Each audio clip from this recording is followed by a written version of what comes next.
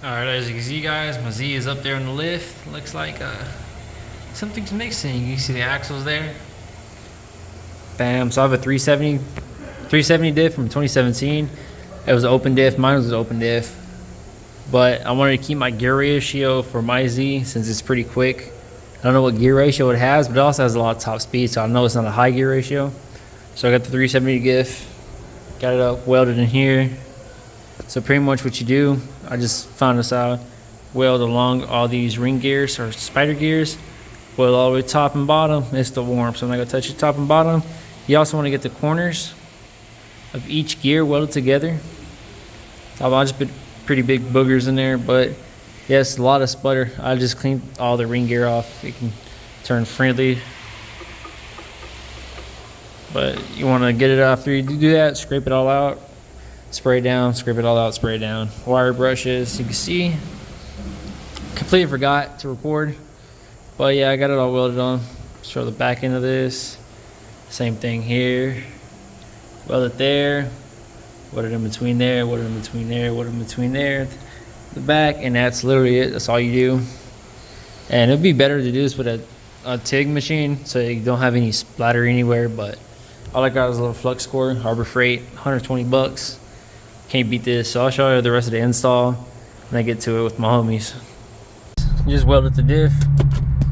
We had a little issues. I'll explain and show you all the issues later, but pretty much the bolts didn't line up, but you see them driving, and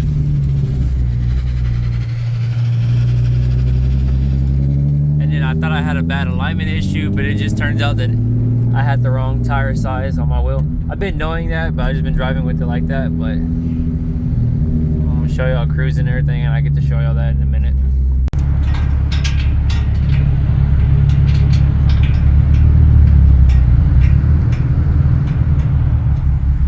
Alright guys, never mind, I'll wipe my camera off a little bit.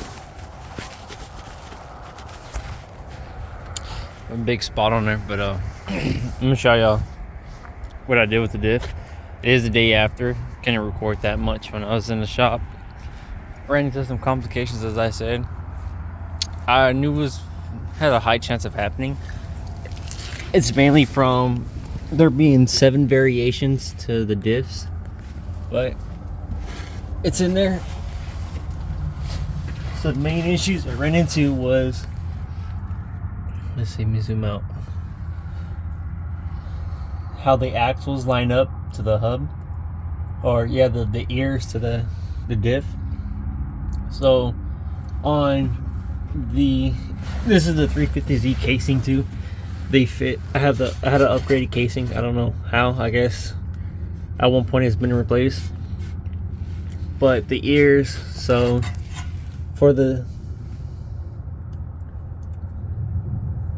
this point is threaded on here from this is a 350 stock axles, and the 370 hub, or the ear for it, isn't threaded. So I ended up finding a bunch of studs. They're like engine studs for something. Hopefully no one didn't need them. Probably I'm pretty sure they look like head studs to me, but they're small studs. They fit through properly. It was the thread pattern was perfect. So I went through, then I used the OEM hardware for one side, which is all the nuts for one side.